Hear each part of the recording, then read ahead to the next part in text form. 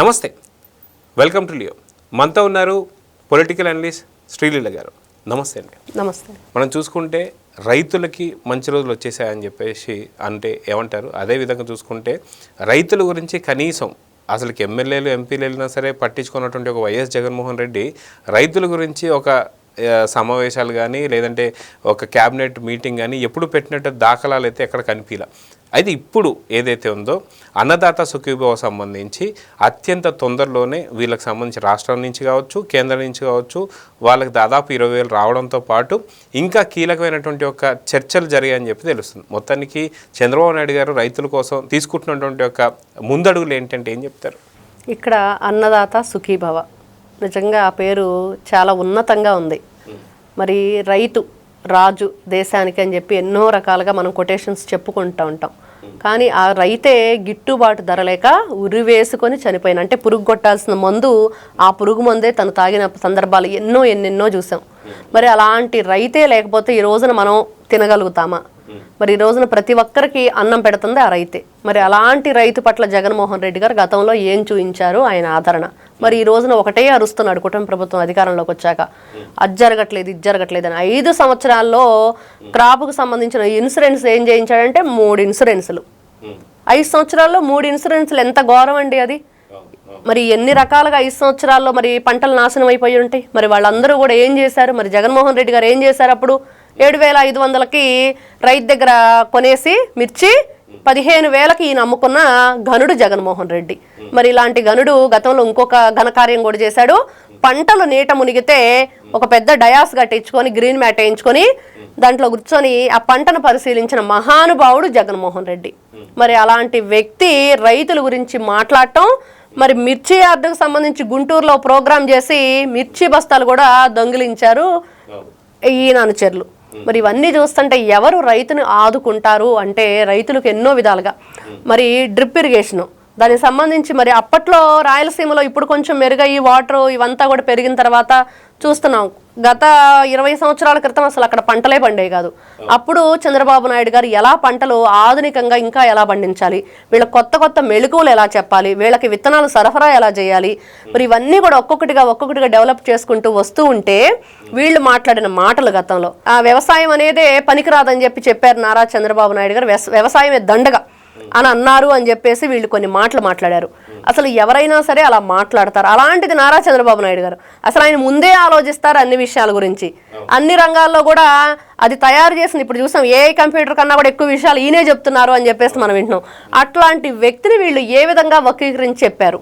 ఇవన్నీ ఒక్కొక్కటిగా చూసుకుంటూ ఉంటే ఈ రోజున ముఖ్యంగా కేబినెట్ మీటింగ్లో రైతుల సమస్యలు, ఎందుకు ఇబ్బంది పడుతున్నారు, ఎన్ని విధాలుగా పంట దిగుబడి పెరిగింది, అదేవిధంగా ఎన్ని రకాల పంటలు అధికంగా వేశారు, మరి ఎన్ని రకాల పంటలు పండిని అవి ఎంత దిగుబడినిచ్చి వాటికున్న గిట్టుబాటు ధర ఏంటి, ఇవన్నీ ఒక్కొక్కటిగా అక్కడ చర్చ జరిగింది.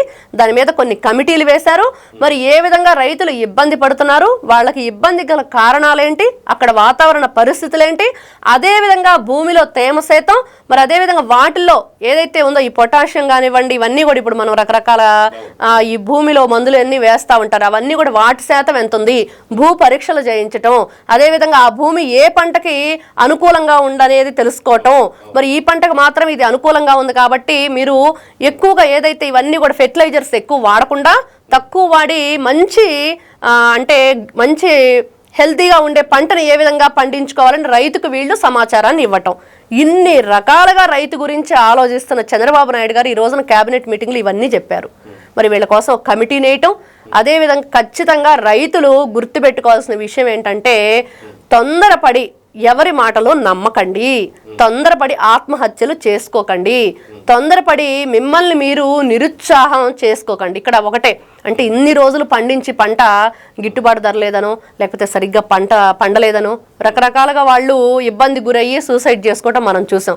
అట్లాంటి రైతులు ఇబ్బంది పడకుండా ఉండాలంటే ఖచ్చితంగా అందరూ నిలబడి వాళ్ళకు ఒక భరోసానివ్వాలి.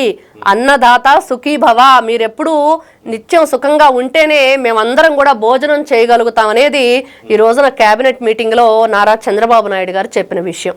అయితే మనం చూసుకుంటే గత 2019 నుంచి 24 దాకా అసలు ఎన్నడూ లేనిది క్రాప్ హాలిడేలు మనం చూసాం. అసలు పూర్తి రైతులు ఇంక మేము పంటలు వేయలేమని చెప్పుకున్నటువంటి పరిస్థితి మనం చూస్తూ వస్తున్నాం. అదేవిధంగా అదే రైతులకి దాదాపు 1670 కోట్లు బాకీలు పెడితే కూటమి ప్రభుత్వం వచ్చిన తర్వాత ఈ 10-11 నెలల్లో పూర్తిగా తీర్చేసింది. అంటే వచ్చినటువంటి 3 నెలల్లో తీర్చడం కాకుండా ఏదైతే ధాన్యం కావచ్చు మిగతాయి కావచ్చు రైతుల దగ్గర నుంచి కొన్న తర్వాత కరెక్ట్గా 48 గంటల్లో వాళ్ళ అకౌంట్లలో డబ్బులు పడిపోతున్న పరిస్థితి చూస్తున్నాం. ఎక్కడ కూడా రైతు నిరసన కానీ అట్లాంటిది ఏదీ లేదు. కానీ ఇప్పటికీ కూడా రైతుల మీద బురద జల్లడం, ఏదైతే జగన్ మొన్న మిర్చి యార్డుకి వెళ్ళినటువంటి సందర్భాలు కావచ్చు ఇలాంటివన్నీ చూస్తూ వస్తున్నాం. కానీ జగన్ని నమ్మే పరిస్థితి ఉందా అంటే ఏమంటారు? ఖచ్చితంగా లేదు. ఇక్కడ వీళ్ళు గతంలో ఏడ్చేశారు, ఏంటంటే రైతులను ఇంకా ఆదుకోవట్లేదు, ఇంకా ఏదో చేస్తున్నారు, లేకపోతే ఏదైతే ఫీజు రియంబర్స్మెంట్ దాని మీద కూడా పడేడ్చారు. వీళ్ళు ఎన్ని లక్షల కోట్ల రూపాయలు బకాయిలు పెట్టెళ్ళారు. మరి అవన్నీ కూడా తీర్చాలి కదా. అప్పులు అంటున్నారు మేము ఎంతో సంపాదించి వెళ్ళామని చెప్పేసి.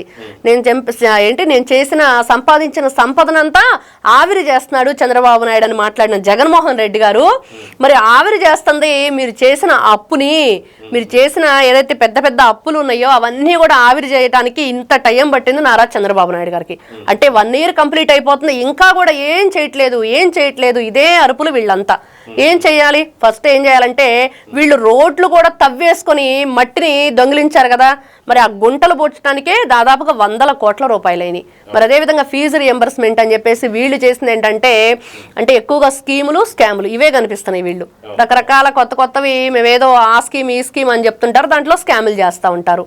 మరి ఫీజు రియంబర్స్మెంట్ కూడా ఇప్పుడు 4250 కోట్ల రూపాయల దాకా దాదాపుగా 1000 కోట్లే, 100లో అయితే కాదు.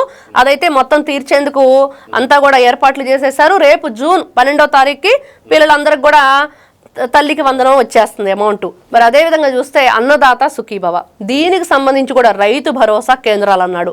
ఆ రైతు భరోసా కేంద్రాలను ప్రత్యేకంగా ఏర్పాటు చేసి వాటికి వైఎస్ఆర్సీపీ పార్టీ రంగులు వేసి మరి అదేవిధంగా ఏ విధంగా మళ్ళీ ఆ రంగులు తీయటానికి 100 కోట్లు, వేయటానికి 100 కోట్లు, మళ్ళీ కోర్టు ప్రభుత్వ కార్యాలయాలకు ఉండకూడదని కోర్టు చెప్పటం. ఈ విధంగా చేసిన జగన్మోహన్ రెడ్డి గారు అప్పులు కుప్పగా మార్చి రాష్ట్రాన్ని ఇప్పుడేమో వాళ్ళంతా మోకరేసుకొని వాళ్ళంతా అరవటం, రకరకాలుగా పిచ్చిగా ఇంకా ఏదో చేయాలని అన్నీ కూడా సూపర్ 6 పథకాలు చక్కగా అమల్లోకి వచ్చినాయి. రైతు ప్రశాంతంగా ఉన్నాడు.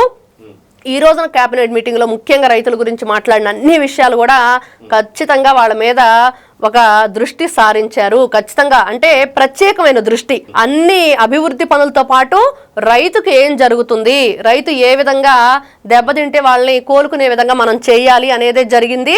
మరి జగన్మోహన్ రెడ్డి గారి గతంలో మరి వాళ్ళకు సంబంధించిన పాస్ పుస్తకాల మీద కూడా ఈయన బొమ్మ వేయించుకున్న ఘనుడు. వాళ్ళకు సంబంధించిన పంట ఏదైతే అక్కడ పండించే పంట పొలంలో గట్టు రాళ్ల మీద కూడా జగన్మోహన్ రెడ్డి గారు బొమ్మలు వేయించుకున్నాడు.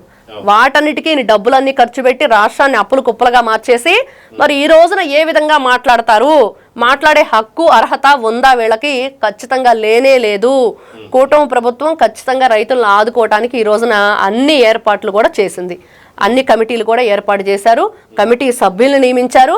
ఇవన్నీ కూడా చూస్తూ ఉంటే ఖచ్చితంగా రైతుకు మాత్రం ఎక్కడ అన్యాయం అనేది జరగదు కూటమి ప్రభుత్వంలో అనేది మనకి ఈ రోజున కనిపిస్తున్న విషయం. సో చూద్దామంటే ఒక పక్కన అభివృద్ధి, అదేవిధంగా ఇంకో పక్కన అన్నదాత. సో వీళ్ళిద్దరిని కూడా సమకాలికంగా చూస్తూ ఖచ్చితంగా కూటమి ప్రభుత్వం వీళ్ళకి తగు న్యాయం అయితే చేయబోతుందో అయితే అర్థమవుతుంది. సో చూద్దాం జరగబోతుందో. నమస్తే.